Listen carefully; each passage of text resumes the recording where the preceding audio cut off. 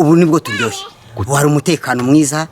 Imyaka 30 umudamu ameze neza barajya mu matsinda. N'abatuye mu masangano y'imisozi ihuza uturere twa Karongi, Nyamagabe ndetse na Ruhango batandukanywa n'umugezi wa Nyabarongo uca muri iyo misozi. Abaganiriye na radio na televiziyo Flash bahamya ko muri iyi myaka 30 ishize u Rwanda rwibohoye, kimwe mu cyo bishimira bagezeho ari umutekano bafite ubu. Ubu nibwo turyoshye, wari umutekano mwiza, uragenda mu Rwanda nta kibazo.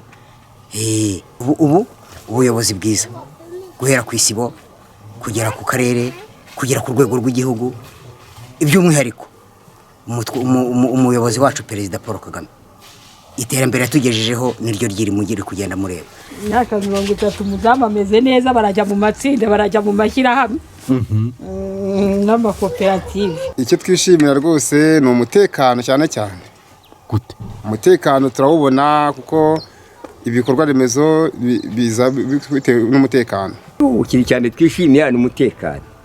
Gute? Umutekano umuntu arya akaryama, arakora agahinga gasarura. Mbega urabona ko ni ibintu byinshi cyane byagiye bihinduka. Kuba batuye muri utu turere bishimira umutekano bakesha imiyoborere myiza ngo siko byari bimeze mbere y'iyo myaka. Bijyanye n'iterambere hadi hakiya nta terambere ryabagaho urebye, waba gukomeye afite amafaranga niba gukomeye. Gute?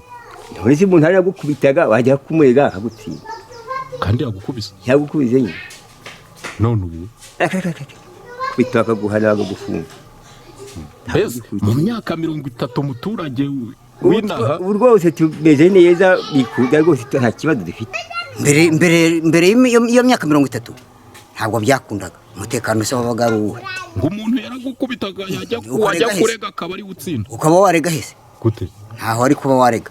Nubwo abatuye muri ibi bice bishimira ibyo bamaze kugeraho muri iyi myaka 30 birimo n'umutekano, Guverineri w'Intara y'Amajyepfo Kayitesi Alice aboneraho gusaba abo baturage kuzitabira amatora ateganyijwe mu kwezi kwa 7 uyu mwaka, bakomeza gusigasira ibyo bamaze kugeraho.